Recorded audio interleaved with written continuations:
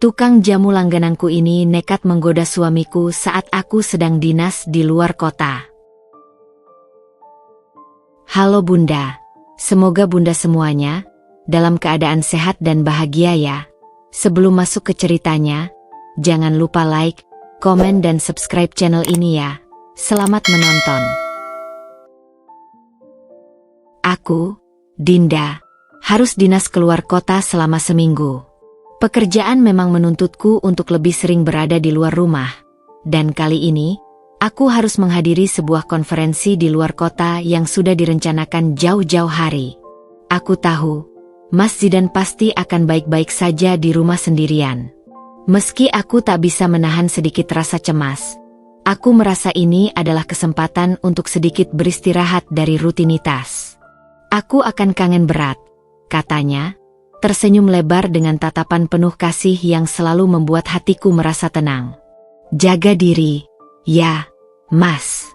Jangan sampai kangen berat, kataku sambil memeluknya erat. Aku mencium pipinya yang hangat, berusaha meyakinkan diri bahwa aku bisa tenang selama jauh darinya. Mas Zidan tersenyum, seolah tak ada yang perlu dikhawatirkan. Santai, Din.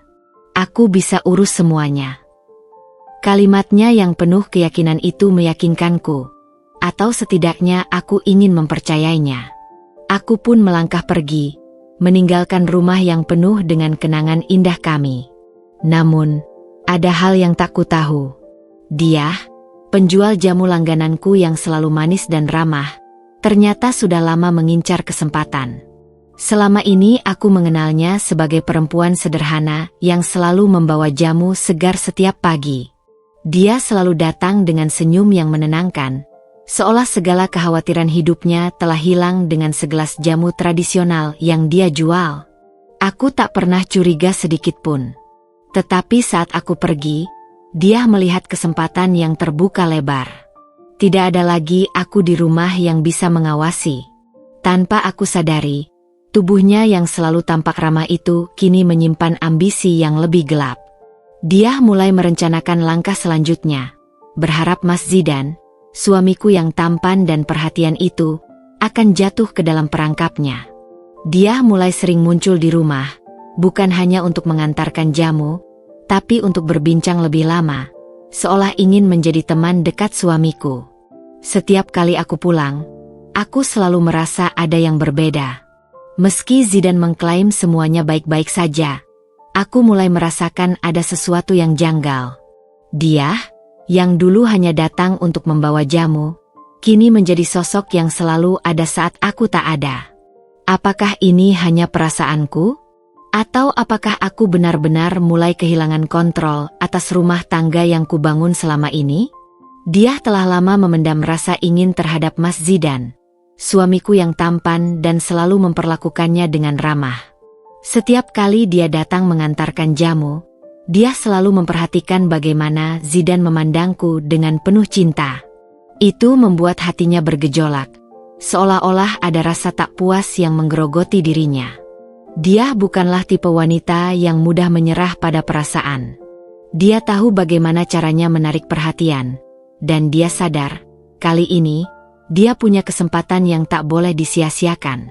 Selama ini, aku selalu melihatnya sebagai perempuan sederhana, seorang penjual jamu yang bekerja keras untuk menghidupi dirinya. Namun, di balik senyum manisnya, ada ambisi yang lebih besar. Dia tak hanya ingin menjadi bagian dari dunia jamu, tetapi juga berharap untuk menjadi bagian dari hidup Zidan. Dia tahu bahwa aku sering pergi, menghadiri pekerjaan atau acara lainnya, dan itu adalah waktu yang sangat berharga untuknya. Suatu malam, setelah aku pulang dan tidak ada di rumah, dia berjalan sendirian di depan rumah kami. Matanya memandang Zidan yang sedang duduk di beranda, menikmati secangkir teh. Dia terlalu tampan untuk hanya milik Dinda, bisiknya pelan, seolah-olah berbicara pada dirinya sendiri. Saat itulah rencananya mulai terbentuk dengan jelas. Esok harinya, ketika aku berangkat pagi-pagi untuk bekerja, dia segera mempersiapkan segala sesuatu. Dia tahu aku tidak akan berada di rumah selama beberapa hari ke depan, dan dia tak akan menyia-nyiakan kesempatan ini. Besok, aku akan, kebetulan, lewat saat Dinda pergi, pikirnya sambil menyeringai. Dia yakin, ini adalah langkah pertama yang bisa membuka jalan bagi apa yang dia inginkan. Dia mulai memikirkan taktik terbaik untuk mendekati Zidane tanpa menimbulkan kecurigaan. Dia memutuskan untuk datang dengan alasan yang sangat sederhana, membawakan jamu pesanan.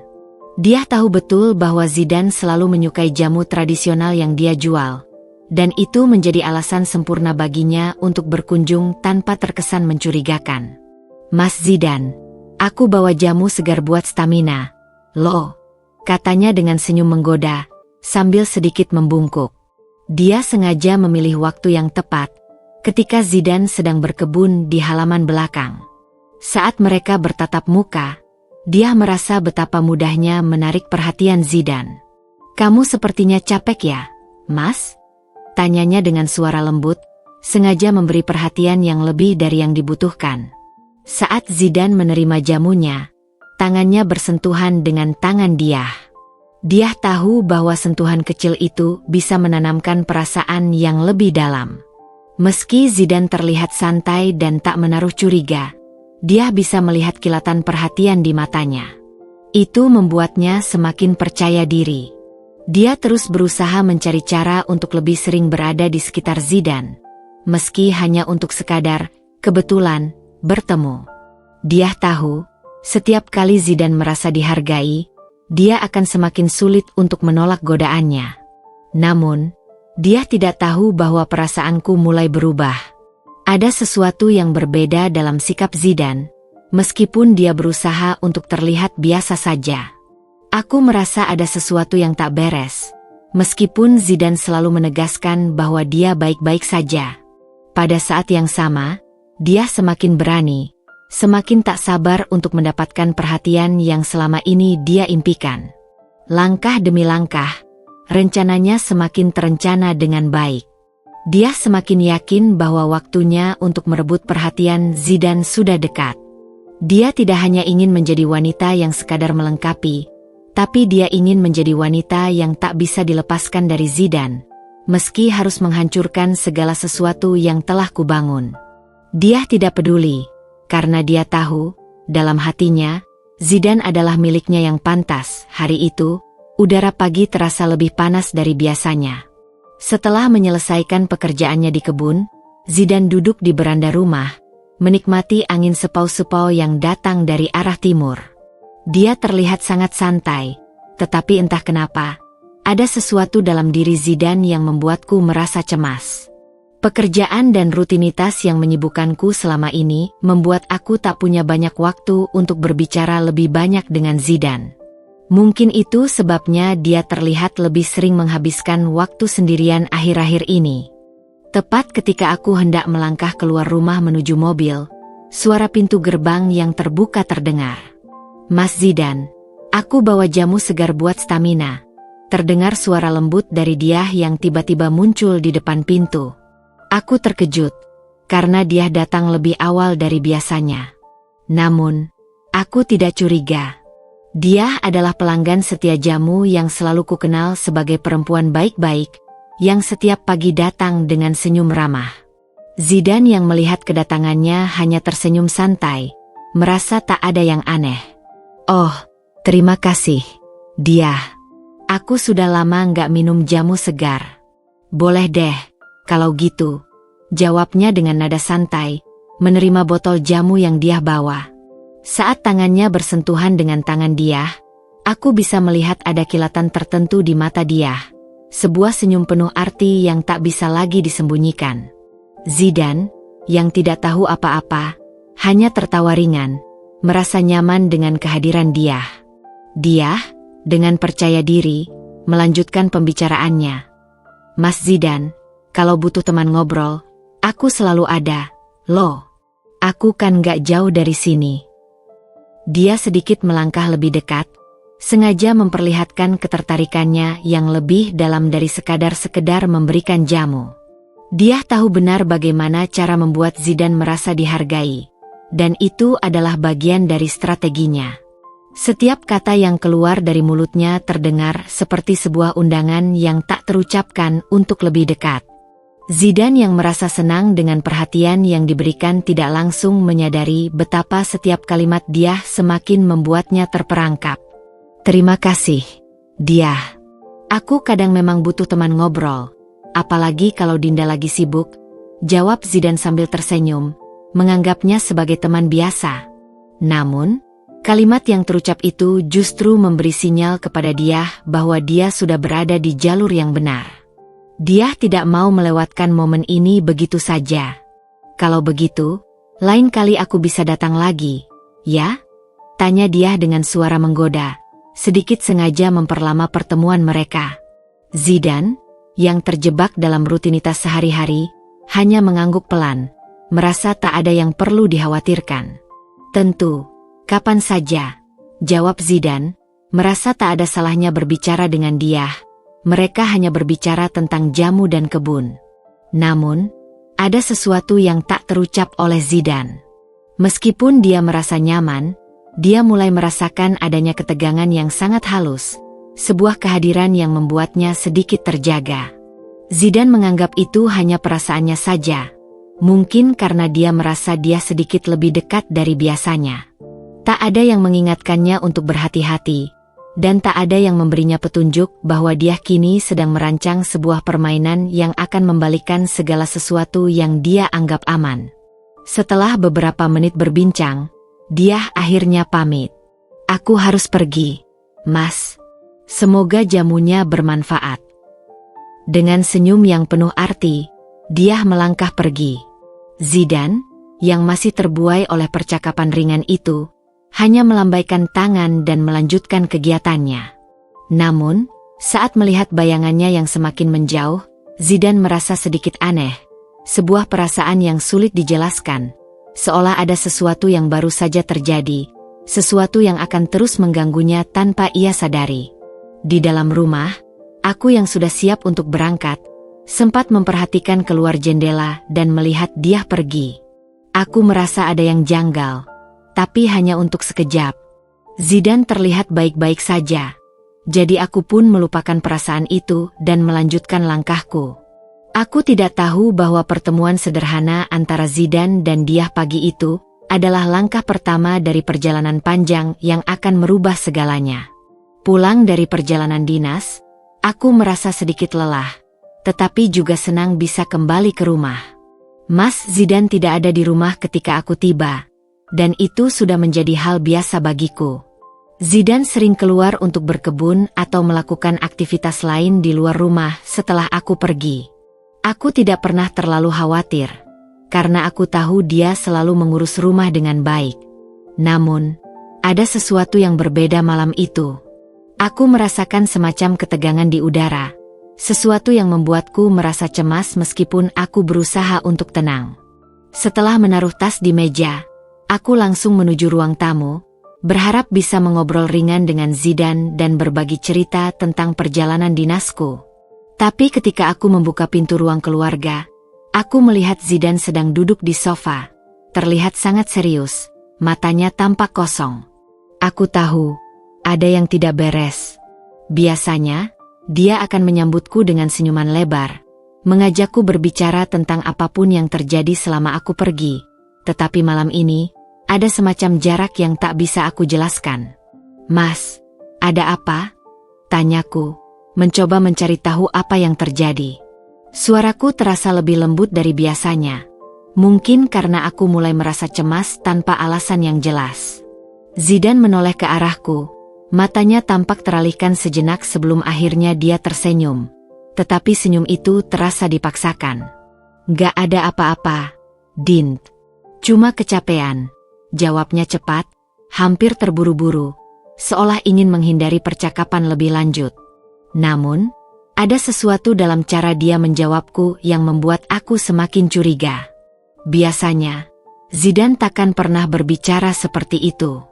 Ia selalu terbuka, bahkan untuk hal-hal kecil sekalipun. Tapi kali ini, ada sesuatu yang tak bisa aku raih. Sebuah perasaan bahwa dia sedang menyembunyikan sesuatu. Namun malam itu, Segala sesuatunya semakin terasa mencurigakan. Aku merasakan adanya perubahan sikap yang jelas, meskipun Zidane berusaha tampak normal. Dalam hati, aku tahu bahwa perasaan curigaku bukan tanpa alasan. Ada sesuatu yang berbeda, dan meskipun aku ingin percaya sepenuhnya pada Zidane, hatiku berkata lain. Tiba-tiba, Zidane beranjak dari sofa dan menuju dapur. Aku mengikutinya dengan langkah pelan, berusaha menenangkan diri. Di dalam dapur, Zidane sedang memanaskan makan malam untuk kami berdua. Tapi ada sesuatu yang aneh. Di atas meja makan, aku melihat sebuah pesan tertulis di ponsel Zidane. Pesan itu berasal dari dia, penjual jamu langgananku yang sepertinya sudah terlalu sering mengganggu Mas Zidane. Pesan itu tidak terbuka sepenuhnya. Hanya beberapa kata yang tampak samar, namun cukup jelas untuk membuat hatiku berpusing. Aku tunggu di warung jamu. Malam ini, aku merasa seperti disambar petir. Dengan langkah cepat, aku berjalan menuju meja itu, mengambil ponsel Zidane, dan melihat pesan itu dengan jelas. Rasa cemas berubah menjadi amarah yang membakar dalam dadaku. Mengapa Mas Zidane belum memberitahuku tentang pesan ini? Mengapa dia tampak begitu biasa saja saat berhadapan dengan dia? Meskipun aku sudah merasa ada sesuatu yang aneh? Zidane yang melihat aku memegang ponselnya segera menghampiri. Wajahnya berubah tegang. "Dint, itu nggak seperti yang kamu pikirkan," katanya. Suaranya terkesan gugup. Namun, aku sudah tak bisa menahan amarahku. "Kau pikir aku bodoh, Mas?" tanyaku, mencoba menahan suara yang bergetar. "Kamu sedang berkomunikasi dengan dia, Mas? Ada sesuatu di antara kalian?" Zidane tampak kebingungan, seperti terperangkap dalam situasi yang tak bisa ia jelaskan. "Dint, aku hanya..." Dia terdiam, tidak bisa melanjutkan kalimatnya. Aku bisa melihat bahwa dia merasa terpojok, namun apa yang dia coba sembunyikan semakin jelas. Aku tahu, malam itu, aku harus menghadapi kenyataan. Ada sesuatu yang sangat salah, dan itu bukan sekadar kecapean atau perasaan tak jelas. Dia, penjual jamu yang selalu ramah, ternyata telah mengincar lebih dari sekadar perhatian Zidane. Aku merasa hatiku hancur seketika. Merasakan bagaimana kepercayaan yang kubangun dengan Zidane perlahan-lahan runtuh begitu saja. Hari itu, udara terasa lebih berat dari biasanya. Pagi yang seharusnya cerah dan menyenangkan malah membawa perasaan cemas yang menggerayangi setiap langkahku. Setelah kejadian semalam, aku merasa ada sesuatu yang tak beres. Meski Zidane berusaha meyakinkanku bahwa tidak ada yang terjadi, aku tidak bisa menepis perasaan bahwa ada yang disembunyikannya. Aku mencoba untuk melanjutkan rutinitasku, tapi pikiranku terus terputar pada pesan yang aku temukan di ponselnya. Saat aku sedang duduk di ruang tamu, berpikir tentang apa yang harus kulakukan, tiba-tiba ponselku bergetar. Sebuah pesan dari Burina, tetangga samping rumah, muncul di layar ponselku. "Dint, kemarin-kemarin pagi saat kamu nggak di rumah, aku lihat dia masuk rumahmu hampir sejam. Awas, ya." Jantungku langsung berdegup kencang. Selama ini, Burina selalu jadi sumber informasi di lingkungan kami.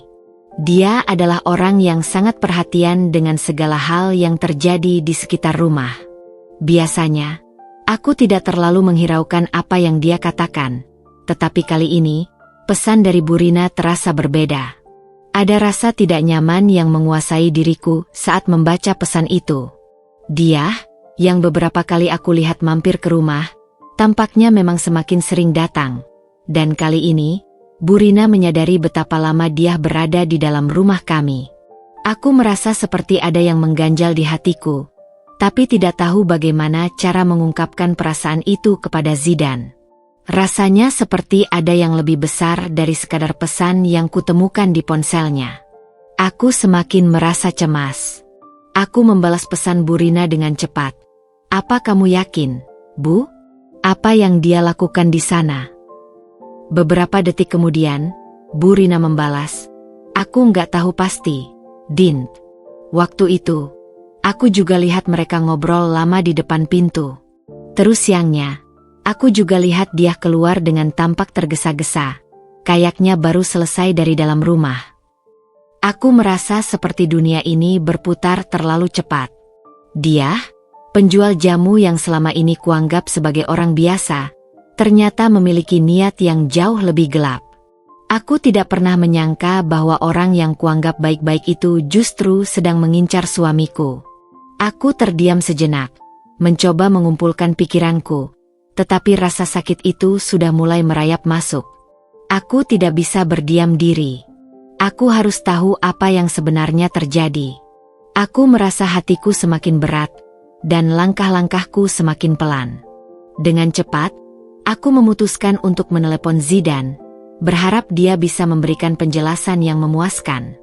"Mas, kamu ada di mana? Ada yang perlu kubicarakan," kataku. Suaraku bergetar meskipun aku berusaha terdengar tenang. Zidane menjawab dengan nada yang seolah tak ada beban. "Aku lagi di luar, Din." "Kenapa?" Aku menarik napas panjang sebelum melanjutkan. "Burina kemarin-kemarin lihat dia masuk rumah kita. Dia bilang kalian ngobrol lama." Ada jeda panjang sebelum Zidane menjawab, seolah berpikir keras. "Oh, itu cuma. Dia datang buat nganter jamu," jawabnya dengan suara datar, seperti biasa. Tapi jawaban itu semakin membuatku merasa ragu. "Hanya nganter jamu, Mas? Apa benar begitu?" tanyaku, dengan nada yang mulai berubah tajam. Zidane terdiam beberapa saat. Aku bisa merasakan ketegangan yang semakin kuat. "Iya, cuma itu." "Jangan khawatir, Din," jawabnya akhirnya, tapi aku bisa mendengar keraguan di suaranya. Aku merasa semakin bingung dan cemas. Mengapa Zidane begitu berusaha menenangkan aku dengan cara seperti itu? Apakah dia takut jika aku mengetahui lebih banyak? Atau memang ada yang dia sembunyikan dariku? Perasaan tidak percaya semakin menguasai diriku. Setiap kata yang keluar dari mulut Zidane terasa seperti upaya untuk mengalihkan perhatian. Tiba-tiba, aku teringat sesuatu yang sudah lama kutunda. Aku ingin berbicara dengan dia langsung. Aku ingin tahu apa yang sebenarnya terjadi antara dia dan Zidane. Aku ingin mendengar dari mulutnya sendiri. Apakah dia benar-benar hanya sekadar teman atau ada sesuatu yang lebih dari itu? Dengan perasaan yang gelisah dan hati yang semakin berat, aku memutuskan untuk pergi ke warung jamu tempat dia biasa berjualan. Aku tahu bahwa jika aku ingin tahu kebenarannya, aku harus menghadapinya sendiri. Tidak ada yang bisa menghalangi aku untuk mencari tahu. Bahkan jika itu berarti harus berhadapan dengan kenyataan yang lebih pahit dari yang aku bayangkan. Setelah percakapan dengan Burina yang bergejolak dalam pikiranku, aku memutuskan untuk menghadapi Zidane langsung. Tidak ada lagi ruang untuk kebingunganku. Aku harus mendengarnya dari mulutnya sendiri. Begitu Zidane pulang ke rumah, aku menunggunya dengan perasaan yang sudah penuh dengan kecemasan dan amarah. Ketika pintu rumah terbuka dan Zidane masuk, aku langsung berdiri dari kursi dan memandangnya dengan tatapan tajam.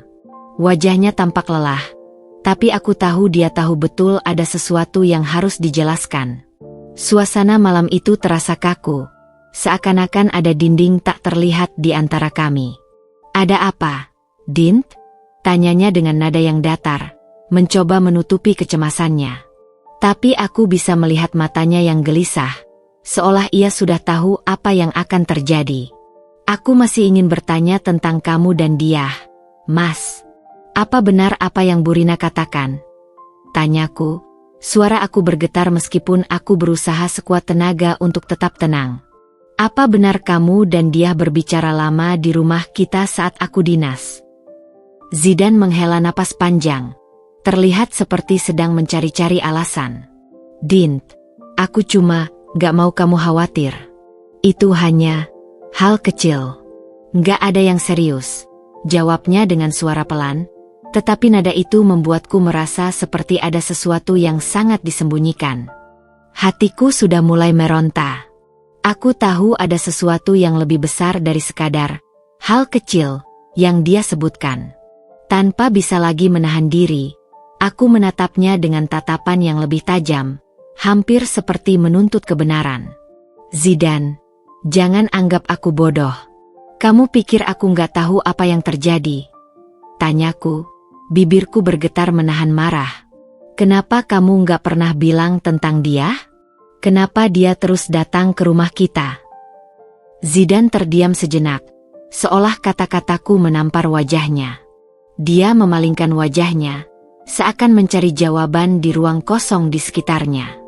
Suasana di dalam rumah tiba-tiba terasa sangat sunyi. Hanya terdengar napas kami berdua yang berat. Setelah beberapa detik yang terasa seperti berjam-jam, Zidan akhirnya berbicara dengan suara yang pelan dan terbata-bata. Din, aku minta maaf. Aku nggak bermaksud. Aku cuma merasa cemas dan... Aku menunggu penjelasan lebih lanjut dengan sabar, meskipun amarah sudah memenuhi rongga dadaku. Apa maksudnya cemas? Kamu cemas apa? Aku nggak paham. Zidan menatapku, matanya mulai dipenuhi penyesalan, tetapi juga rasa takut. Aku nggak ingin kamu kecewa, Din. Tapi sebenarnya, aku sudah mulai merasa ada yang berbeda. Dia cuma orang yang peduli sama aku, katanya. Kalimatnya tertahan di tenggorokan. Aku terdiam sejenak, mencoba mencerna apa yang baru saja diucapkannya. Dia?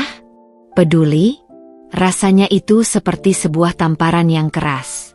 Sakit, lebih sakit dari yang aku kira. Jadi, selama ini kamu diam-diam berkomunikasi dengan dia karena kamu merasa peduli dengannya? Tanyaku, kalimat itu keluar dengan penuh kekecewaan. Dan kamu merasa nggak ada yang salah dengan itu? Zidan menggelengkan kepalanya. Wajahnya tampak hancur, dan matanya mulai berkaca-kaca. Aku tahu aku salah, Din. Aku tidak seharusnya membiarkan itu terjadi. Apalagi sampai kamu merasa seperti ini. Aku hilaf, Din. Aku merasa dadaku semakin sesak. Zidan, suamiku, yang dulu selalu aku percayai, kini tampak seperti orang asing di hadapanku. Setiap kata yang keluar dari mulutnya terasa semakin jauh dari kenyataanku. Aku nggak peduli apa alasanmu, Mas, kataku. Suara aku semakin rendah, hampir seperti berbisik. Yang aku tahu, kamu sudah menghancurkan kepercayaan yang aku bangun untuk kita berdua. Kamu merasa itu cuma peduli? Itu bukan peduli, Mas, itu pengkhianatan. Zidan terdiam, mulutnya terbuka seolah ingin mengatakan sesuatu, namun kata-kata itu seakan tertahan. Aku bisa melihat betapa dia menyesal. Tetapi apa gunanya penyesalan jika sudah terlanjur terlambat? Rasanya seperti ada jurang yang sangat dalam antara kami, dan aku tak tahu bagaimana cara menyeberanginya. Aku menatapnya, dan untuk pertama kalinya, aku merasa seolah tidak ada lagi yang tersisa antara kami. Kamu ingin aku maafkan semuanya, Mas? Kamu ingin aku lupakan apa yang sudah terjadi? Tanyaku, mencoba melihat seberapa besar dia benar-benar menyesal. Zidan mengangguk dengan air mata yang mulai mengalir di pipinya. Aku akan melakukan apa saja untuk menebusnya, Din. Aku nggak tahu apa yang harus kulakukan selain minta maaf, tapi aku sungguh menyesal. Aku menarik napas dalam-dalam. Entah kenapa, hatiku semakin beku. Tidak ada kata-kata yang bisa mengubah apa yang sudah terjadi. Tidak ada permintaan maaf yang bisa mengembalikan semuanya seperti semula. Terlalu terlambat, Mas, kataku dengan suara yang hampir tidak terdengar. Aku sudah nggak bisa percaya lagi padamu. Zidan terdiam. Suasana semakin hening, dan aku tahu, saat itu, sebuah babak baru dalam hidup kami sudah berakhir. Aku tidak bisa lagi menatapnya seperti dulu. Aku tidak bisa lagi mempercayainya seperti dulu. Kepercayaan itu sudah rusak, dan tidak ada kata-kata yang bisa membangunnya kembali. Meski Zidan telah berjanji untuk tidak berhubungan lagi dengan dia, Aku tahu itu hanya sekadar janji kosong. Aku bisa melihat dari cara Zidane menghindar dan betapa gelisahnya dia setiap kali ada pesan masuk ke ponselnya. Aku mulai merasa seperti ada yang berubah di dalam dirinya. Seperti ada bagian dari dirinya yang kini lebih tertarik pada sesuatu atau seseorang yang bukan aku. Dia, dengan semua perhatian dan godaan manisnya, sepertinya sudah berhasil menembus batasan-batasan yang selama ini aku percayai. Beberapa hari setelah pembicaraan kami, aku merasa ada yang janggal. Zidane semakin sering menghabiskan waktu di luar rumah, seolah menghindari aku. Setiap kali aku menanyakan kemana dia pergi, jawabannya selalu singkat dan tidak memadai. Cuma ke kantor, katanya, meskipun aku tahu ada yang tidak beres. Aku tidak bisa lagi menutup mata terhadap perubahan itu. Hari itu, aku pulang lebih awal dari biasanya. Aku berharap bisa menghabiskan waktu bersama Zidane, mencoba memperbaiki hubungan kami yang mulai retak. Namun, saat aku membuka pintu rumah, aku terkejut melihat ponsel Zidane yang tertinggal di meja makan. Tanpa sengaja, mataku menangkap sebuah notifikasi yang muncul di layar. Itu adalah pesan dari dia. Mas Zidane, tadi siang aku nggak bisa berhenti mikirin kamu. Aku kangen banget. Kita harus ketemu lagi, ya. Pesan itu menghujam jantungku. Aku terdiam sejenak, mencoba menenangkan diriku, tetapi aku tahu aku tidak bisa menahan rasa sakit yang mulai merambat. Aku terus membaca pesan-pesan berikutnya. Setiap kata yang tertulis di sana semakin membuat hatiku teriris. Dia tidak hanya menggoda Zidane dengan kata-kata manis, tetapi juga dengan ancaman halus yang membuat Zidane semakin sulit untuk menolaknya. Aku tahu kamu butuh seseorang untuk bicara. Mas, aku di sini untuk kamu, tulis dia dalam salah satu pesan yang lain. Aku tidak bisa lagi menahan amarah dan rasa sakit yang begitu mendalam. Rasanya tubuhku seolah-olah melemah, tapi ada rasa marah yang berkecamuk di dalam diriku. Aku bisa merasakan semuanya. Pengkhianatan, kebohongan, dan ketidaksetiaan yang terjadi tepat di depan mataku. Zidane, suamiku, yang selama ini aku percayai, ternyata sudah terjebak dalam godaan dia. Semua perasaan dan janji-janji yang dulu kami buat bersama seolah hilang begitu saja dalam sekejap. Aku duduk di sofa, memegang ponsel itu dengan gemetar. Setiap detik yang berlalu terasa semakin berat, dan aku tahu aku tidak bisa lagi menunda untuk menghadapi kenyataan ini. Zidane, yang sedari tadi berdiri di dekat pintu, akhirnya menatapku dengan wajah yang penuh penyesalan. "Dint, aku bisa jelasin semuanya," katanya dengan suara rendah, tetapi aku bisa mendengar kegelisahan dalam nada bicaranya. Aku menatap Zidane, mencoba menahan tangis yang sudah hampir tak tertahankan. "Jadi ini yang sebenarnya terjadi, Mas?" tanyaku. Suaraku terdengar tegang dan penuh emosi. "Kamu masih menjalin hubungan dengan dia setelah semua yang terjadi? Kamu sudah terlalu jauh terjebak dalam permainan liciknya, kan?" Zidane tidak bisa mengelak lagi. Wajahnya memucat, dan dia menunduk, seolah merasa malu dengan dirinya sendiri. "Dint, aku nggak tahu apa yang terjadi. Aku nggak bermaksud untuk menyakitimu. Aku cuma merasa kesepian, dan saat itu dia datang dengan perhatian yang aku butuhkan," jawabnya, suaranya penuh penyesalan, tetapi itu tidak bisa mengurangi rasa sakitku. "Jadi, kesepianmu itu alasan untuk menghancurkan rumah tangga kita?" Aku bertanya, suaraku serak dan penuh air mata. "Mas, aku selalu di sini untuk kamu. Kenapa harus memilih dia? Kenapa harus membiarkan diri terperangkap dalam godaan seperti itu?" Zidane tidak bisa memberikan jawaban yang memadai. Dia hanya diam, tampak bingung dan terperangkap dalam penyesalannya. Aku merasa semakin jauh dari dirinya. Rasa percaya yang selama ini aku bangun perlahan-lahan hancur begitu saja. Tidak ada lagi kata-kata yang bisa menyembuhkan luka ini. Tidak ada alasan yang cukup baik untuk memaafkanmu kali ini, Mas, Aku berkata, bibirku bergetar menahan amarah dan kesedihan. Dia sudah mengambil apa yang seharusnya menjadi hak kita berdua. Dan kamu membiarkan semuanya terjadi begitu saja. Kamu tidak hanya menghancurkan aku, Mas. Kamu menghancurkan segalanya. Aku bisa melihat Zidane terdiam, matanya penuh penyesalan dan air mata, tetapi aku tidak bisa lagi merasa kasihan padanya. Aku sudah cukup menderita karena ketidaksetiaanmu, Mas. Aku lanjutkan dengan suara yang lebih keras. Aku tidak akan bisa terus hidup dengan seseorang yang sudah mengkhianatiku seperti ini. Ada kesunyian yang panjang setelah aku mengucapkan kata-kata itu. Zidane terdiam, tidak bisa berkata apa-apa. Aku tahu dia merasa hancur, tetapi pada saat yang sama, aku juga merasa bahwa aku sudah terlalu lelah untuk terus bertahan dalam hubungan yang penuh dengan kebohongan ini. Rasa sakitku semakin membekas, dan aku tahu aku tidak bisa lagi membiarkan diriku menjadi korban dari pengkhianatan ini. Saat pintu rumah menutup dengan keras, aku bisa merasakan perasaan yang bergelora di dalam dadaku, seperti ada badai yang siap menghancurkan segalanya. Aku tidak bisa lagi menahan perasaan yang telah membengkak begitu lama. Kepercayaan yang aku bangun dengan susah payah bersama Zidane, semuanya kini seakan runtuh hanya dalam sekejap.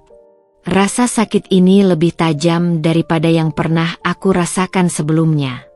Semua kebohongan, semua janji yang terucap seolah hilang begitu saja, tergantikan dengan kenyataan pahit yang harus kuterima. Aku berdiri di depan Zidane yang masih mematung di ruang tamu. Dia tampak bingung, wajahnya pucat, dan matanya tidak bisa menatapku dengan jelas. Dalam kepalaku hanya ada satu pertanyaan yang terus berputar. Mengapa? Mengapa dia memilih jalan ini? Mengapa dia membiarkan dirinya begitu mudah terjebak dalam permainan yang begitu murah? Dan yang lebih menyakitkan, mengapa dia tidak memilih aku, istrinya, yang selalu setia mendampinginya? Dengan langkah yang pasti, aku mendekati Zidane, mencoba untuk menahan amarah yang semakin membara di dalam diriku. Setiap detik yang berlalu terasa semakin berat. Seperti aku sedang menunggu jawaban yang mungkin tidak akan pernah memuaskan hatiku. Aku bisa merasakan dadaku bergetar, tetapi aku harus tetap tenang. Aku harus menghadapi ini. Zidane, aku mulai berbicara. Suaraku terdengar lebih keras dari yang kutuju. Kamu pikir aku nggak tahu, ya? Kamu pikir aku bodoh sampai nggak bisa membaca tanda-tanda yang jelas ini? Aku melangkah lebih dekat, menatap matanya yang kini mulai terlihat menyesal. Tetapi aku tidak bisa lagi peduli dengan penyesalan itu. Kamu sudah jauh terperosok dalam permainan kotor ini, Mas. Dan kamu tahu apa yang lebih parah?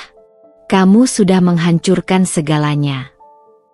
Zidane membuka mulutnya, mencoba untuk menjelaskan, tapi aku tidak memberinya kesempatan.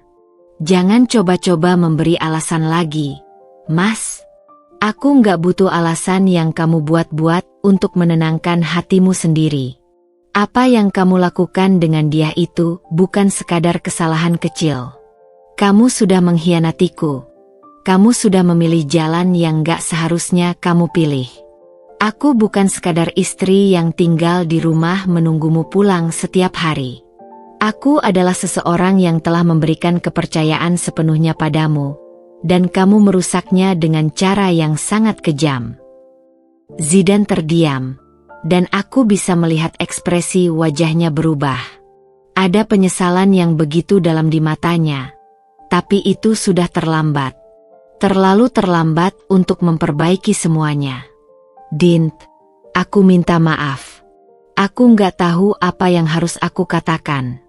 Aku nggak bermaksud. Aku nggak pernah berniat untuk menyakitimu, jawabnya dengan suara parau. Namun aku tahu itu tidak cukup untuk menghapus rasa sakit yang sudah menggerogoti hatiku. Aku menggelengkan kepala dengan pelan, mencoba untuk menahan air mata yang ingin keluar. Zidane, Kamu memang tidak tahu. Kamu tidak tahu betapa sakitnya melihatmu lebih memilih perhatian dari wanita lain daripada dari aku. Kamu tidak tahu bagaimana rasanya merasa tidak dihargai, merasa seperti bukan siapa-siapa lagi di matamu. Suaraku semakin tercekat, tapi aku harus mengatakannya. Kamu bilang aku nggak tahu, tapi sebenarnya kamu yang nggak tahu betapa hancurnya aku saat melihatmu terperangkap dalam godaan itu.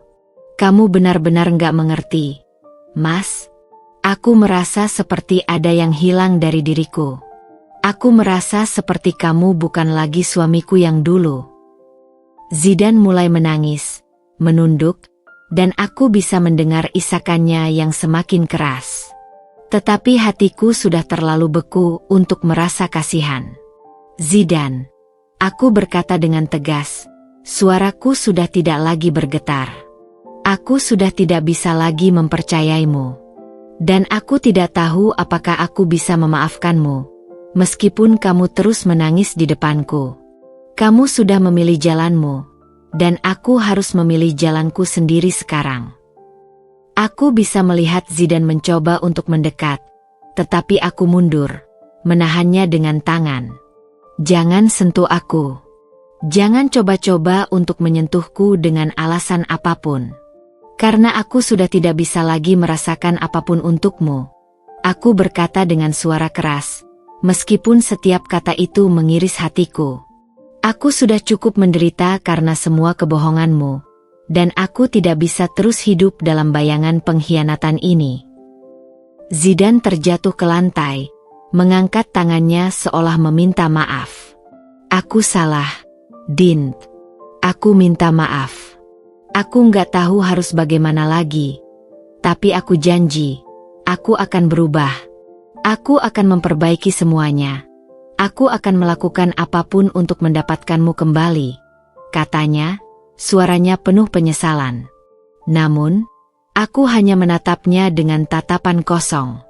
Aku tidak bisa lagi mendengarkan kata-kata itu. Kata-kata yang selama ini hanya menjadi alasan dari setiap tindakan pengkhianatannya. Cukup, Mas. Cukup. Aku sudah tidak bisa lagi percaya padamu. Zidane tampak hancur. Di matanya, aku melihat ketakutan dan penyesalan yang mendalam, tetapi itu tidak mengubah apapun. Semua yang sudah terjadi tetap tidak bisa diubah. Aku sudah terlalu terluka. Dan meskipun dia menangis di depanku, aku tahu aku tidak bisa kembali. Tidak lagi. Tidak pernah. Aku berbalik dan meninggalkan Zidane di ruang tamu yang kosong. Suasana itu terasa begitu sunyi. Hanya diisi dengan isak tangis Zidane yang semakin pelan. Aku tahu, meskipun dia ingin memperbaiki semuanya, dia sudah kehilangan kepercayaan yang tidak akan pernah bisa kembali lagi. Dan aku hanya bisa berjalan menjauh, dengan hati yang sudah terlanjur hancur. Setelah malam yang penuh emosi itu, aku merasa dunia seakan berhenti berputar. Keputusan yang kuterima tentang pernikahanku dengan Zidane sudah mengubah segalanya. Namun ada satu hal yang tidak bisa aku abaikan begitu saja. Dia. Wanita itu sudah terlalu banyak merusak hidupku dan rumah tanggaku. Bahkan setelah segala yang terjadi, aku tidak bisa membiarkannya lolos begitu saja, bersembunyi di balik tindakannya yang licik dan tidak bermoral. Tidak mungkin aku membiarkannya begitu saja tanpa ada akibat yang menimpanya. Dia, penjual jamu langgananku yang selalu tampak ramah dan baik hati di luar, ternyata memiliki niat tersembunyi yang jauh lebih gelap. Aku merasa dikhianati oleh orang yang selama ini aku anggap teman. Saat itu, rasa marahku datang seperti gelombang yang datang tanpa ampun. Aku harus membuatnya merasakan akibat dari perbuatannya. Bukan hanya untuk aku dan Zidane, tapi untuk semua wanita yang pernah disakitinya dengan cara yang serupa. Aku tidak langsung bertindak dengan kasar atau gegabah. Tidak. Aku tahu bahwa hukum sosial di lingkungan ini lebih berbahaya daripada apapun. Aku bisa merusak hidup dia hanya dengan kata-kata, dengan sedikit desas-desus, dan semua orang akan tahu apa yang sebenarnya terjadi. Semua orang yang selama ini menganggapnya sebagai wanita baik-baik yang hanya menjalani bisnis jamu keliling, akan tahu betapa rendah moralnya. Dia harus merasakan betapa beratnya tindakan pengkhianatannya, dan aku tahu persis bagaimana caranya. Aku mulai dengan berbicara kepada beberapa tetangga yang masih sering berinteraksi dengan dia. Mereka tidak tahu apa yang sudah terjadi di balik layar. Sebagian besar hanya mengenalnya sebagai penjual jamu yang ramah, selalu menawarkan senyum manis dan menyiapkan jamu herbal untuk menjaga stamina. Mereka tidak tahu bahwa senyum itu adalah senyum seorang pengkhianat yang telah merusak hidupku, menghancurkan rumah tanggaku, dan merusak segala yang pernah aku bangun. Bu Rina, aku berbicara dengan pelan, memastikan bahwa setiap kata yang kuucapkan tepat mengenai sasaran. Kamu pasti tahu tentang dia, kan? Penjual jamu yang suka mampir ke rumahku itu. Bu Rina mengangguk. Matanya sedikit bingung karena dia tidak tahu kemana arah pembicaraanku. Iya, Dinda. Kenapa? Ada apa dengan dia? Aku menatapnya dengan tajam. Ternyata benar apa katamu, Bu. Dia tidak sebaik yang kita kira, Bu. Dia bukan wanita yang baik. Aku baru saja mengetahui bahwa dia telah merusak rumah tanggaku dengan cara yang sangat rendah. Dia memanfaatkan Zidan, suamiku, untuk kepentingan pribadi, dan semua ini sudah terlalu jauh. Aku bisa melihat ekspresi Bu Rina berubah. Ada kejutan yang besar di wajahnya. Benarkah? Jadi selama ini mereka ada hubungan gelap? Tidak mungkin. Katanya dengan suara terbata-bata. Aku mengangguk pelan, mataku yang tajam menatapnya dengan penuh keyakinan.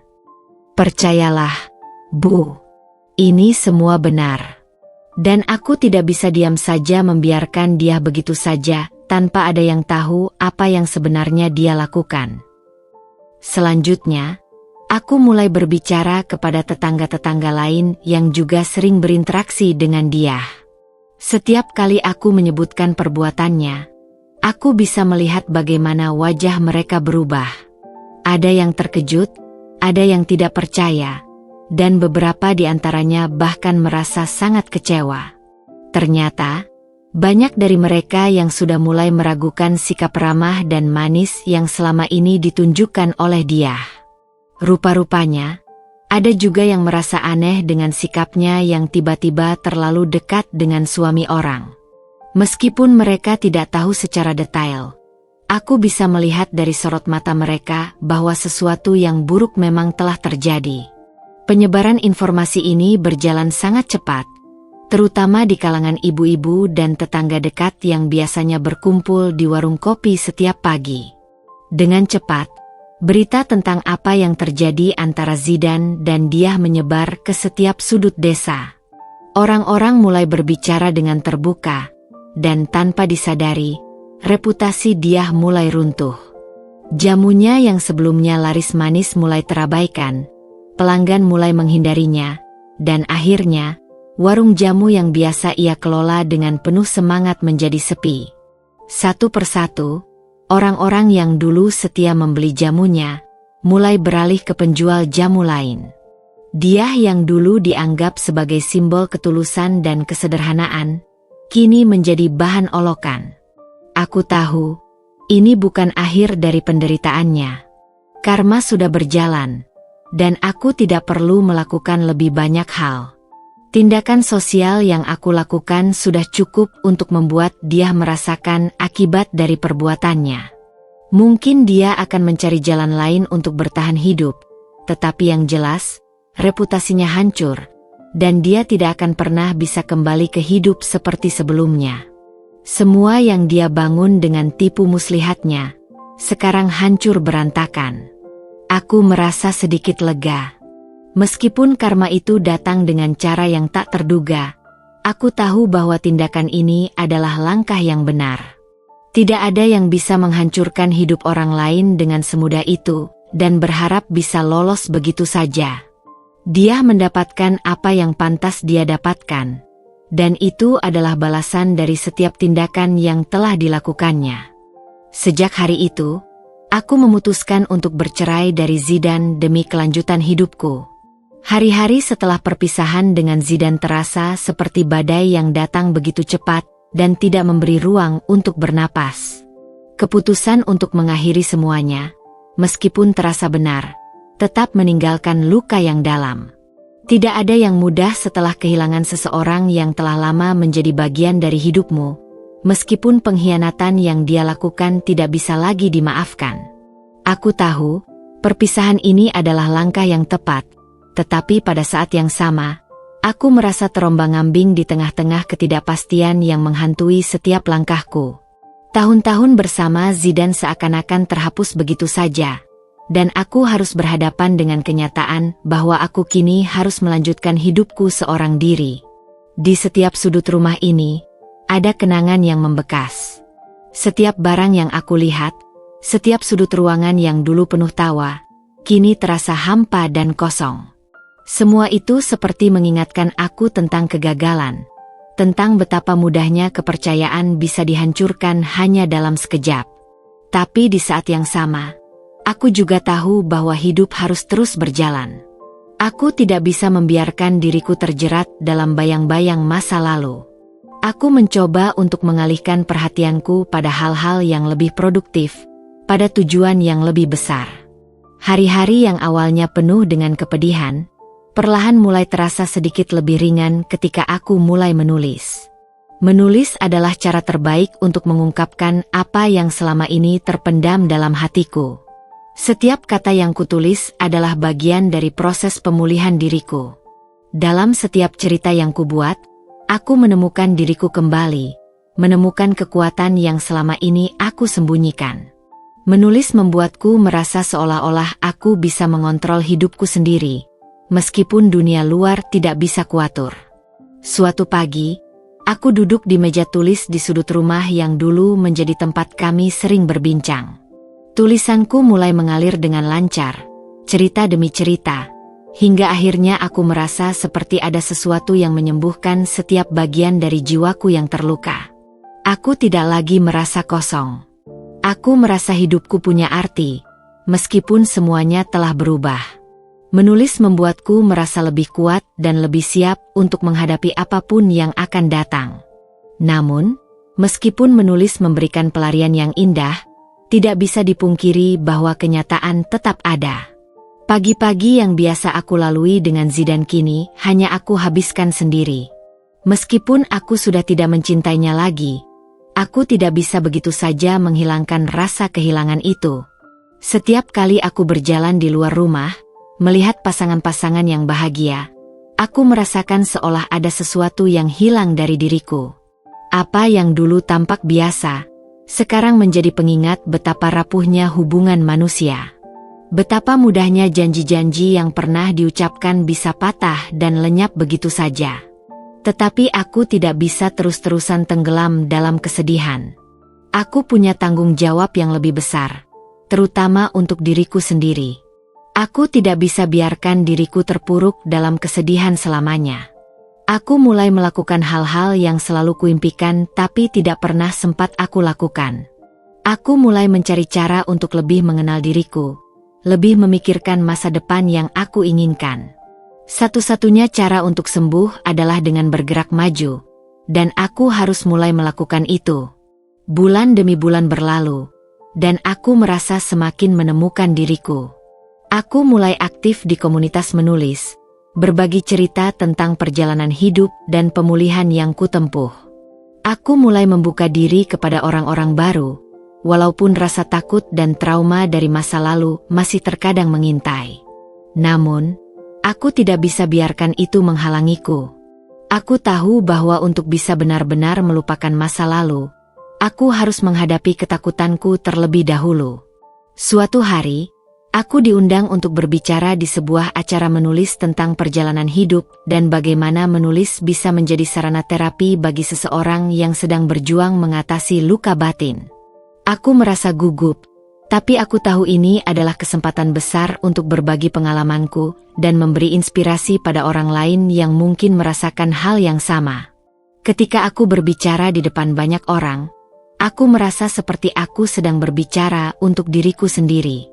Aku berbicara tentang bagaimana hidup bisa berubah dalam sekejap, tentang bagaimana kesalahan dan pengkhianatan bisa meruntuhkan semuanya. Namun bagaimana kita tetap bisa bangkit dan menemukan kekuatan baru dalam diri kita. Aku melihat ada banyak mata yang menatap penuh perhatian. Dan aku tahu bahwa kata-kataku tidak hanya menyentuh diriku sendiri, tetapi juga orang-orang di sekitarku. Ada yang mulai mengusap air mata mereka, ada yang tampak berpikir lebih dalam. Itu adalah momen yang sangat penting dalam hidupku. Aku tahu aku tidak sendirian dalam perjuangan ini. Semua orang punya cerita, dan meskipun kita tidak tahu apa yang terjadi di kehidupan orang lain, kita bisa saling menguatkan. Setelah acara itu, banyak orang yang mendekatiku, berbicara tentang bagaimana cerita hidupku menginspirasi mereka. Beberapa dari mereka bahkan berkata bahwa mereka sedang berjuang dengan masalah mereka sendiri, dan bahwa kata-kataku memberi mereka harapan untuk bisa bangkit kembali. Momen itu membuatku merasa bahwa perjalanan ini bukan hanya untuk diriku, tetapi juga untuk orang lain. Aku bukan hanya melawan rasa sakitku sendiri, tetapi juga membantu orang lain untuk menemukan cara mereka sendiri dalam menghadapinya. Aku menyadari satu hal yang sangat penting. Hidup ini tidak hanya tentang apa yang kita alami, tetapi bagaimana kita bangkit dari setiap keterpurukan yang datang. Tidak ada yang bisa mengubah masa lalu, tapi kita bisa menentukan bagaimana kita melanjutkan hidup ke depan. Aku memutuskan untuk terus menulis, terus berbagi cerita, dan terus menjadi versi terbaik dari diriku sendiri. Aku tidak akan membiarkan apapun, apalagi pengkhianatan, menghentikan perjalanan hidupku. Segalanya mulai berubah begitu cepat setelah pengkhianatan Zidane dan Diah terungkap. Keputusan Dinda untuk membagikan apa yang terjadi kepada warga sekitar mengubah segalanya dalam sekejap. Diah yang dulu dikenal sebagai penjual jamu langganan, yang selalu tersenyum ramah dan tampak begitu baik di mata semua orang, sekarang harus menghadapi kenyataan pahit. Satu persatu, pelanggan setianya mulai menjauh. Mereka yang selama ini mengagumi keberaniannya dalam menjajakan jamu, kini menatapnya dengan kecurigaan dan rasa jijik. Berita tentang perbuatannya menyebar cepat, dan tak ada lagi yang bisa dia lakukan untuk mengubah keadaan. Di kampung ini, omongan tetangga bisa menjadi senjata yang sangat mematikan.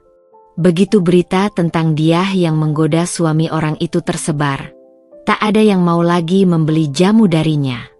Satu persatu pintu rumah yang biasa ia kunjungi untuk berjualan kini tertutup rapat. Mereka yang dulu menyapa dengan hangat, kini hanya memandangnya dengan tatapan penuh pertanyaan dan kebencian. Beberapa ibu rumah tangga yang biasanya menikmati jamu-jamu segar buatannya, kini menolak mentah-mentah, bahkan beberapa di antaranya mengancam untuk melaporkan tindakannya ke pihak berwajib. Dia yang dulu merasa dihormati, kini dipandang sebagai pengacau rumah tangga orang lain. Di tengah-tengah perasaan terkejut dan bingung, dia merasa seolah-olah dunianya runtuh. Dia berusaha menghubungi Zidane, berharap bahwa ada sesuatu yang bisa diselamatkan dari hubungan yang sudah rusak itu. Tapi Zidane, yang merasa bersalah dan terjebak dalam penyesalannya sendiri, mulai menghindarinya. Panggilan dan pesan dari Diah tak pernah lagi dibalas. Zidane, meskipun masih merasa terikat dengan perasaan bersalah terhadap Diah, lebih memilih untuk menghindarinya, karena dia tahu bahwa apa yang telah terjadi tidak bisa diperbaiki. Diah yang begitu penuh percaya diri sebelumnya, kini merasa seperti wanita yang hilang arah, tak tahu harus berbuat apa. Suatu hari, saat sedang melayani pelanggan yang tersisa, dia menerima kabar buruk yang datang dari arah yang tak terduga. Suami Diah, yang selama ini bekerja di luar kota, akhirnya pulang lebih awal dari yang dijadwalkan. Dia mendengar kabar tentang kelakuan istrinya melalui tetangga, dan kemarahan yang dia rasakan membuatnya meluap-luap. Dengan langkah cepat, dia pulang ke rumah mereka, memergoki Diah yang sedang mempersiapkan jamu untuk beberapa pelanggan yang tersisa. Wajah suaminya tampak penuh kekecewaan dan amarah yang tak terbendung.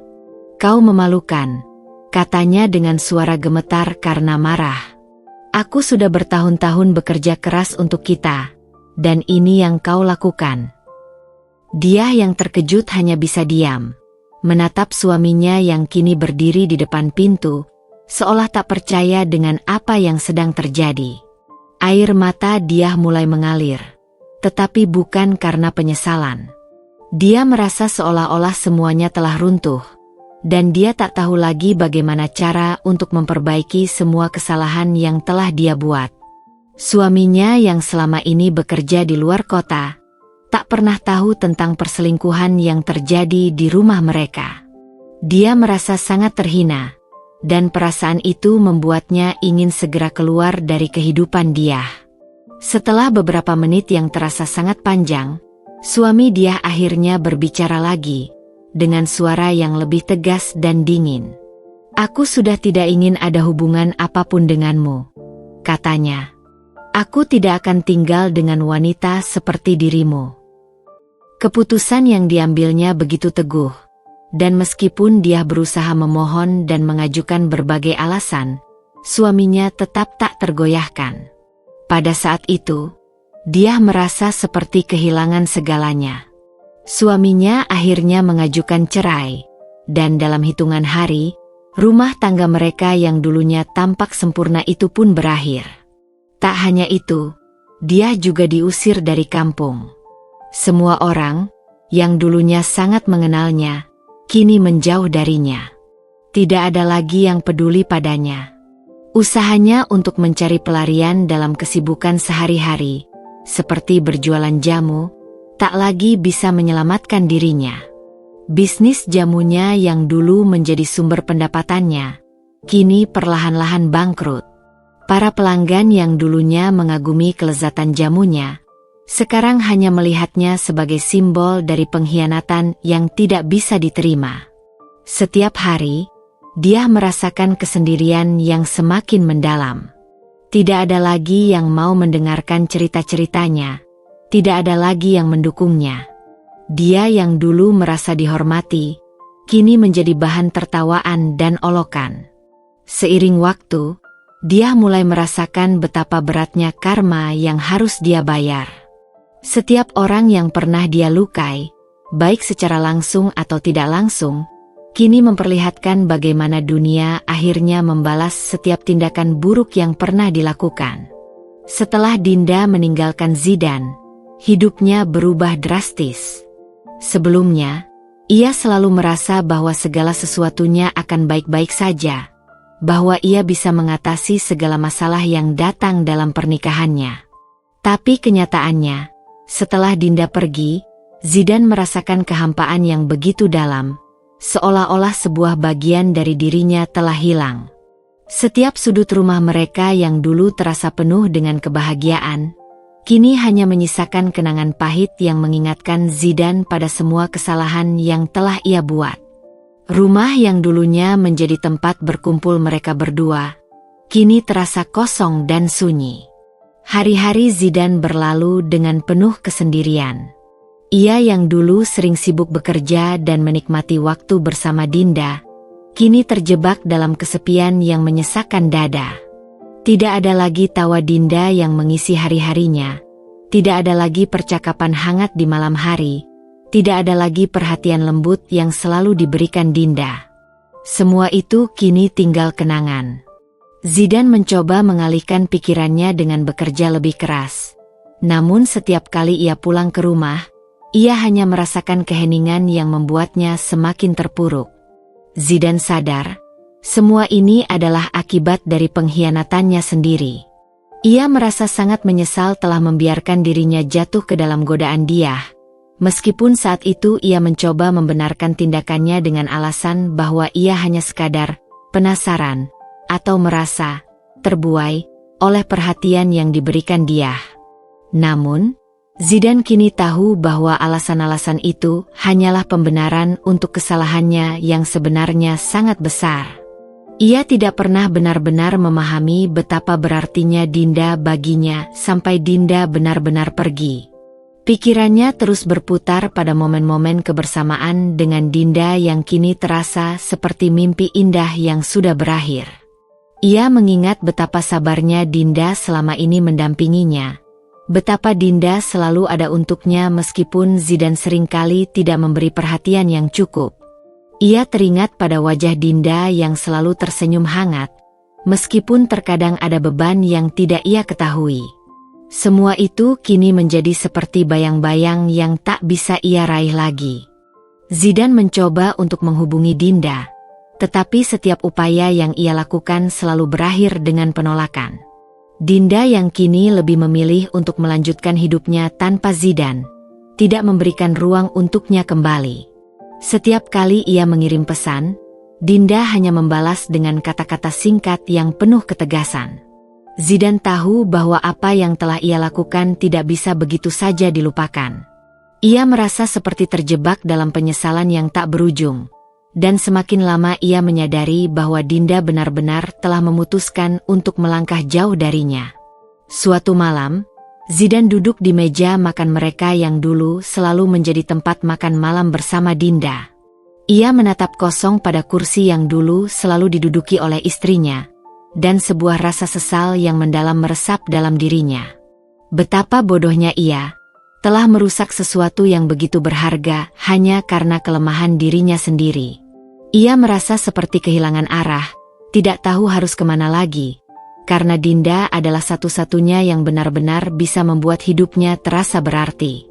Di tengah-tengah penyesalannya, Zidan akhirnya memutuskan untuk menghadap dia, berharap bisa mendapatkan penutupan atas apa yang terjadi. Namun, saat ia bertemu dengan dia, ia merasakan sesuatu yang berbeda. Dia yang dulu tampak penuh dengan rasa percaya diri, kini terlihat lebih rapuh dan terpuruk. Ia yang sebelumnya sangat percaya diri, kini tampak lemah, seperti seseorang yang telah kehilangan segalanya. Zidan merasa bingung dan kecewa. Dia yang dulu tampak seperti penyelamat dari kebosanan hidupnya, kini justru menjadi sumber dari semua masalah yang dihadapi. Zidan akhirnya sadar bahwa ia telah salah memilih. Dia tidak pernah benar-benar peduli padanya. Dia hanya melihat Zidan sebagai objek untuk memenuhi hasrat pribadi dan ambisinya. Tidak ada rasa cinta yang tulus dari dia, hanya godaan dan manipulasi yang ia terima. Ia merasa semakin terperosok ke dalam kebohongan yang telah ia buat sendiri. Dia, yang semula ia anggap sebagai pelarian, kini hanya membuatnya semakin merasakan kesendirian yang lebih dalam. Hidup Zidan kini hanyalah rutinitas yang suram. Setiap hari ia berusaha untuk mengisi kekosongan hatinya dengan pekerjaan, tetapi hatinya tetap terasa hampa. Ia menyadari bahwa Dinda adalah satu-satunya wanita yang bisa memberinya kebahagiaan sejati. Namun, ia juga tahu bahwa Dinda tidak akan pernah bisa kembali kepadanya. Ia telah kehilangan kesempatan itu selamanya, dan yang tersisa hanyalah penyesalan yang tak terhapuskan. Setiap detik yang ia jalani tanpa Dinda terasa seperti siksaan yang tiada habisnya. Dinda merasa ada sesuatu yang berubah dalam dirinya setelah perpisahan dengan Zidan. Kehidupan yang dulu penuh dengan konflik, pengkhianatan, dan air mata, kini mulai terasa seperti sebuah masa lalu yang perlahan memudar. Meski rasa sakit dan kekecewaan masih mengendap di dalam hati, Dinda tahu bahwa dia tidak bisa terus terjebak dalam kenangan buruk itu. Waktu yang telah dia habiskan untuk meratapi kebobrokan hubungan yang dia bangun dengan Zidan, kini harus dia ubah menjadi kekuatan untuk dirinya sendiri. Dia merasa, untuk pertama kalinya dalam hidupnya, bahwa dia benar-benar bebas. Saat itu, pagi-pagi setelah proses perceraian selesai, Dinda memutuskan untuk keluar dari rumah yang selama ini menjadi tempat tinggalnya bersama Zidan. Rumah itu kini terasa asing, bahkan menakutkan. Setiap sudutnya mengingatkan pada semua luka yang telah dia alami. Namun, Ketika dia mengunci pintu rumah itu untuk terakhir kalinya, ada perasaan lega yang mengalir di dalam dirinya. Dia tahu, ini adalah langkah pertama menuju kebebasan yang sesungguhnya. Semua yang terjadi selama ini adalah bagian dari perjalanan yang harus dia lewati, dan kini waktunya untuk bangkit kembali. Dengan semangat yang baru, Dinda memulai langkah baru dalam hidupnya. Dia kembali fokus pada karirnya, yang sempat terabaikan selama pernikahannya dengan Zidan. Dinda selalu memiliki minat yang besar dalam dunia bisnis dan pemasaran, dan kini dia memutuskan untuk mengejar impiannya itu. Dia bergabung dengan sebuah perusahaan yang bergerak di bidang pengembangan produk digital, sebuah langkah yang membuatnya merasa hidup kembali. Setiap hari, Dinda bangun dengan perasaan penuh antusiasme, siap menghadapi tantangan baru dan memperlihatkan pada dunia bahwa dia bisa sukses tanpa Zidan. Di kantor barunya, Dinda bertemu dengan banyak orang yang memberi dukungan dan motivasi. Mereka tidak hanya melihatnya sebagai seorang perempuan yang baru saja melalui perpisahan, tetapi sebagai seseorang yang memiliki potensi besar. Dinda merasa dihargai dan diterima. Di tempat kerja yang baru, ia tidak lagi merasa terpuruk atau dikhianati. Sebaliknya, ia menemukan ruang untuk berkembang dan menjadi versi terbaik dari dirinya. Rasa percaya dirinya kembali tumbuh, dan setiap pencapaian kecil di tempat kerja semakin meyakinkan Dinda bahwa dia bisa berdiri tegak tanpa bergantung pada siapapun. Namun, meskipun hidupnya mulai berjalan lebih lancar, Dinda tidak bisa menghindari kenyataan bahwa dia masih merindukan kehangatan yang pernah dia miliki bersama Zidan. Ada saat-saat tertentu di malam hari, ketika kesepian datang begitu mendalam, dia merasa hampa dan bertanya-tanya apakah dia pernah benar-benar dicintai. Tapi, semakin dia merenung, semakin dia menyadari bahwa perasaannya terhadap Zidan hanyalah bagian dari masa lalu yang seharusnya tidak lagi dia pertahankan. Dia berusaha untuk tidak terperangkap dalam nostalgia yang menyakitkan, dan mulai fokus untuk membangun masa depan yang lebih cerah. Dalam perjalanannya menuju kebahagiaan, Dinda juga menemukan dukungan dari teman-teman dekatnya yang selalu ada untuknya. Mereka adalah sahabat-sahabat yang sudah lama mengenalnya, dan mereka tidak pernah meragukan kemampuan Dinda untuk bangkit dari keterpurukan. Mereka memberinya kekuatan untuk terus maju dan mengingatkan Dinda bahwa dia pantas mendapatkan kebahagiaan yang lebih baik. Setiap kali Dinda merasa lelah atau putus asa, sahabat-sahabatnya selalu ada untuk memberikan semangat dan dukungan moral yang sangat berarti. Selain itu, Dinda juga memutuskan untuk kembali aktif dalam kegiatan sosial. Dia bergabung dengan beberapa komunitas yang peduli pada pemberdayaan perempuan dan anak-anak. Ini memberinya rasa bahwa hidupnya memiliki tujuan yang lebih besar daripada hanya sekadar bertahan hidup setelah perpisahan. Dia merasa diberdayakan ketika bisa memberikan kontribusi positif bagi orang lain, dan ini menjadi salah satu sumber kebahagiaan terbesarnya. Dinda kini tidak hanya mengejar kesuksesan pribadi, tetapi juga berusaha untuk membuat dunia di sekitarnya menjadi tempat yang lebih baik. Meski langkahnya tidak selalu mudah, Dinda tahu bahwa dia semakin kuat dari hari ke hari.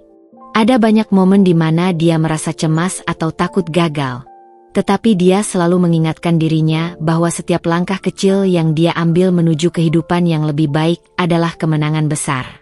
Pada akhirnya, Dinda menyadari bahwa kebahagiaan tidak datang dari orang lain, tetapi dari dirinya sendiri.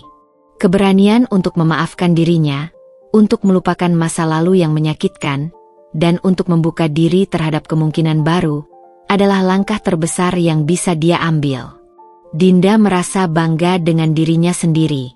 Dia berhasil keluar dari bayang-bayang masa lalu, dan kini, untuk pertama kalinya dalam waktu yang lama, dia bisa merasakan kedamaian. Dengan setiap hari yang berlalu, dia semakin yakin bahwa dia tidak membutuhkan seseorang untuk merasa lengkap. Dia sudah cukup dengan dirinya sendiri, dan dia siap untuk menjalani hidup dengan kebebasan dan kebahagiaan yang selama ini dia impikan. Malam itu, ketika Zidan kembali datang ke rumah Dinda setelah beberapa bulan berlalu, suasana yang tercipta begitu berat. Dinda yang kini lebih dewasa dan tegar, tidak lagi tampak seperti wanita yang dulu mudah luluh dengan kata-kata manis Zidane. Dia sudah banyak berubah. Zidane yang datang dengan penuh harapan, berpikir bahwa Dinda mungkin masih menyimpan sedikit cinta atau kasih sayang untuknya, segera merasa terpukul oleh perubahan yang begitu nyata pada Dinda. Zidane berdiri di depan pintu rumah Dinda dengan perasaan campur aduk, antara harapan dan rasa bersalah. Setelah beberapa kali percakapan yang penuh penyesalan dan permintaan maaf yang tulus, Dinda akhirnya membuka pintu itu, hanya untuk melihat Zidane yang tampak sangat berbeda dari dulu. Tidak ada lagi kesan pria yang dulu penuh dengan percaya diri, kini dia lebih rapuh dan lemah. Dinda, dengan senyum yang lebih matang dan penuh pengertian, menghadapinya dengan sikap yang tenang, meskipun hatinya masih bergejolak. "Apa yang kamu inginkan, Zidane?" kata Dinda dengan suara lembut, namun dalamnya terdengar sebuah ketegasan yang tak bisa disangkal. Zidane mencoba tersenyum, namun senyum itu hanya menambah kepedihan di hatinya. Dia ingin sekali mengulang waktu, memperbaiki segala kesalahan yang telah dia buat, tetapi dia tahu bahwa kesempatan itu tidak akan datang lagi. "Aku tahu aku sudah membuat kesalahan besar, Din. Aku sangat menyesal. Aku tahu ini mungkin sudah terlambat, tapi aku hanya ingin kau tahu bahwa aku sangat mencintaimu. Aku ingin kita mulai lagi, memulai dari awal, jika kau memberiku kesempatan," ujar Zidane, mencoba untuk menjelaskan perasaannya yang telah lama dipendam. Dinda hanya terdiam sesaat, menatap Zidane yang kini terlihat lebih rapuh daripada yang dia ingat. Dia bisa merasakan betapa dalam penyesalan itu. Namun, yang lebih penting, Dinda merasa bahwa dia sudah cukup lama terluka. Sudah cukup lama dia mengizinkan dirinya terjebak dalam bayang-bayang perasaan yang tidak lagi sehat. Kini, dia tahu bahwa dia tidak bisa kembali ke masa lalu, karena hidupnya sudah jauh lebih baik tanpa Zidane. "Dulu aku sangat mencintaimu, Zidane. Aku memberimu segalanya, kepercayaan, perhatian, dan cintaku. Tapi apa yang kau lakukan pada aku, itu sudah mengubah segalanya. Aku tidak bisa memaafkanmu. Aku sudah terlalu lama memaafkan kesalahanmu, tapi kini aku sadar bahwa aku pantas mendapatkan lebih dari sekadar penyesalan yang kau tawarkan," ujar Dinda dengan suara yang tegas, meskipun ada kekuatan yang melandasi kata-katanya. Zidane terpaku mendengar kata-kata itu. Dia merasa seperti bumi runtuh di bawah kakinya. Keputusannya untuk kembali mendekati Dinda ternyata bukan hanya sebuah upaya untuk memperbaiki masa lalu, tetapi juga membuka luka-luka lama yang tak bisa lagi disembuhkan. Setiap kata Dinda seolah menjadi cambukan yang menyadarkannya bahwa dia sudah terlalu jauh merusak segalanya. Tidak ada lagi ruang untuknya dalam hidup Dinda, dan itu adalah kenyataan yang harus dia terima. Dinda melihat Zidane dengan mata yang penuh pengertian, namun juga penuh dengan kepastian.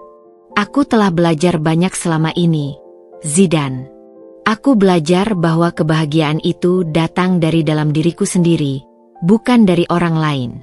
Aku tidak butuh orang yang hanya datang dengan penyesalan di akhir, setelah semua terlambat. Aku sudah cukup kuat untuk berdiri sendiri," lanjut Dinda, menegaskan bahwa dia tidak lagi bergantung pada orang lain untuk menemukan kebahagiaan.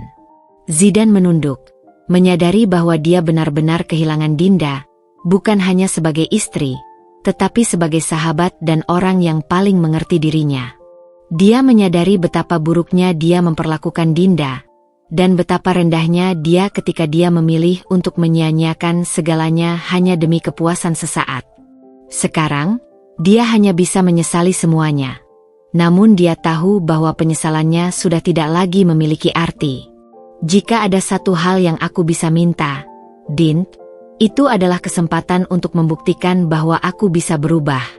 Tapi aku tahu aku tidak punya hak untuk memintanya lagi darimu," kata Zidane dengan suara penuh kesedihan.